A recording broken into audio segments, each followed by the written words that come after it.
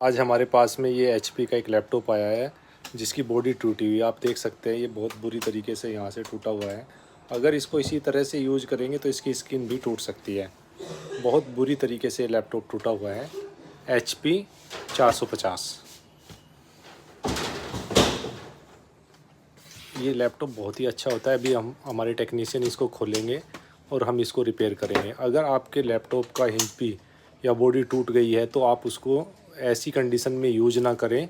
पहले उसके हिंज और बॉडी को रिपेयर करा लें, उसके बाद ही यूज करें, क्योंकि अगर आप ऐसे यूज करेंगे तो आपकी स्क्रीन के ब्रेक होने का ख़तरा बना रहेगा। तो हम आपको ये सलाह देना चाहते हैं कि आप अपने लैपटॉप को टूटे हुए हिंज के साथ यूज बिल्कुल भी ना करें। अब आप देख सकते हैं कि हमारे टेक्नीशियन इसको खोल रहे हैं। खोलने के बाद हम इसकी बॉडी को रिपेयर करेंगे और जो इसमें हिंज है उसको हम चेंज करेंगे।